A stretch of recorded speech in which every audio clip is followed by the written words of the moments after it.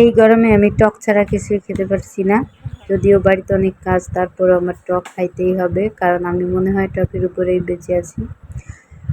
আসসালামু আলাইকুম এভরিওয়ান, কেমন আছেন সবাই? আশা করি সবাই অনেক ভালো আছেন। যে যেখান থেকে আমার ভিডিওটা দেখছেন, যদি কারো জিভে জল আসে দয়া করে আমাকে মাফ করে দিবেন। দুপুরে এই ক্লান্তি গরমে আমার মনে হচ্ছিল, ধান নাড়তে নাড়তে আমার মনে হচ্ছিল যে এখন আমি কি করব, আমার একটু টক খাওয়ার দরকার মনে হয়। তো সাথে সাথে যেই কাজ সেই কথা, আমি সাথে সাথে চলে গেলাম আম পাড়তে। গেলাম বলতে আমি যেখানে ধান নাড়তেছি ছাদে, তো ওইখানেই আর কি আম গাছ আছে। আমি তো ভিডিওতে আগেও আপনাদের দেখাইছি। তো আমি আম পাড়তে চলে গেলাম।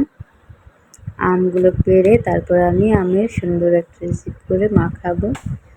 তো আমগুলো আমি নিজেই পাড়তেছিলাম, অন্য কেউ ছিল না, যার জন্য আমার নিজেই একা একাই পাড়া লাগছে, একা একাই আবার টোকানোও লাগছে। তো আমি বেশি আম পারিনি। আম পেড়ে আমি আপনাদের সাথে একটা রেসিপি এখন শেয়ার করব। দেখেন আমগুলো কি সুন্দর তরতাজা। দেখেন আম কোথায় ধরছে, আমি হাত দিয়ে একেবারে ছিঁড়ে ফেললাম আম। তো সেই আম নিয়ে এখন আমি নিচে যাব। তো আমি রান্না করতেছি, তার সাথে আমি এই আমগুলো মাখিয়ে খাবো। তো তারপর আমি আমগুলো কাটতে গেলাম। এখন আমি আমগুলো কাটতেছি। আমগুলো কাটার পরে আপনাদেরকে মাখিয়ে দেখাবো। দয়া করে সবাই আমাকে মাফ করবেন, জিভে যদি পানি আসে। আর যদি বেশি মানাইতে না পারেন তাহলে সবাই আমাদের বাড়িতে চলে আসেন। তো আমার ভিডিওটা কেমন লাগলো সবাই জানাবেন। আমগুলো খুব টক ছিল, এত টক যে আমগুলো পুরো শেষ করতেও পারিনি আমরা সবাই মিলে। তো বাড়িতে আসলে ওইভাবে কেউ নেই, এই জন্য দেখা যায় আমি, আমার শাশুড়ি, আমার জামাই। তো এই যে আমগুলো আমার কাটা প্রায় শেষ। আমগুলো কেটে তারপরে আমি মাখাবো। সুন্দর করে মাখানোর পরে আমি আমগুলো খাবো। আমি জানি অনেকের মন চাইবে আম খাইতে, কিন্তু কিছু করার নাই, দুঃখের বিষয়। সবাই ভিডিওটাকে লাইক কমেন্ট শেয়ার করবেন।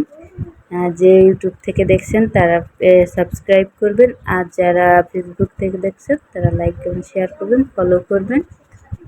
সবাইকে অনুরোধ রইল।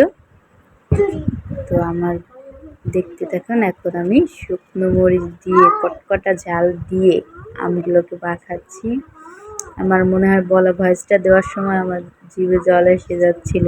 আর যারা দেখবে ভিডিওটা তাদের তো অবশ্যই অবশ্যই জল আসবে। তো সেই জন্য দুঃখিত, কিন্তু ভিডিওটা না দিয়েও পারলাম না। গ্রামের এই অপরূপ সুন্দর ধান নাড়তে নাড়তে আম খাওয়া, এইরকম সুন্দর দৃশ্য মনে আর হয় না। আমি তো পাগল হয়ে যাচ্ছিলাম খেতে খেতে। তো আমার ভিডিওটা কেমন লাগলো সবাই কমেন্ট করে জানাবেন। ধন্যবাদ সবাইকে। আল্লাহ হাফেজ।